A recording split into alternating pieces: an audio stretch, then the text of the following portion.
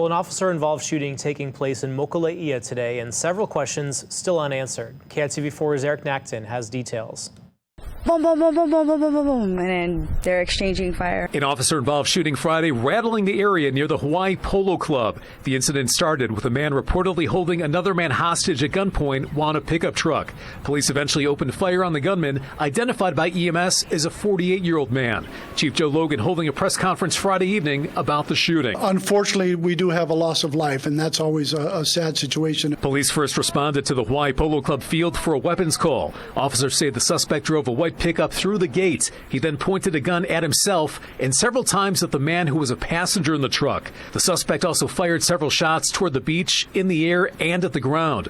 Police say the suspect did not speak with crisis negotiators on scene, but he did speak with others on the phone. At some point, he also demanded water and cigarettes. HPD was able to deploy a SWAT vehicle called the Bearcat during the incident.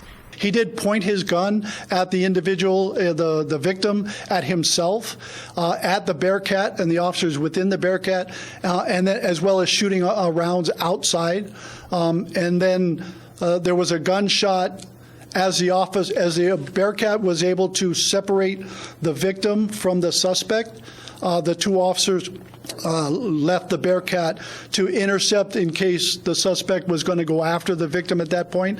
So at that point is when they heard the gunshot. Police say when officers heard the gunshot, they opened fire. Police also added it's unclear whether the suspect died from being shot by the officers or from a self-inflicted gunshot wound. An autopsy is pending. Police say the hostage was arrested for a drug offense and will be released pending investigation. There may be body-worn camera footage of the incident. The two officers who discharged their weapons have 10 years and 18 years of experience with the force, respectively. They'll be offered 3 days administrative leave, which is standard protocol in shootings. Eric Nacton, KITV4, Island News.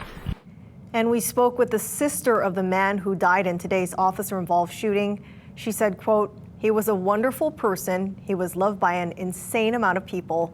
And also she asked that we not name him yet since they're still working to let other family members know about his death. She also told us she was on the scene today and wishes police had handled the situation differently. She was not allowed to speak with her brother. She also said a friend who was on FaceTime with her brother during the incident claims the passenger did not appear to be a hostage. Well, this is the first deadly officer-involved shooting reported on Oahu this year. The last time officers killed a suspect was back in December. That was in Waikiki. You might remember this one. Police released this video showing a 48-year-old man barricading himself inside a room at the Ohio Waikiki. This went on for 10 hours. The video shows him leaving the room with his arms up, but he's also holding what appears to be a handgun in his right hand. The officers told him to drop the weapon, but then they say he continued to walk towards them. That's when two officers ended up shooting him.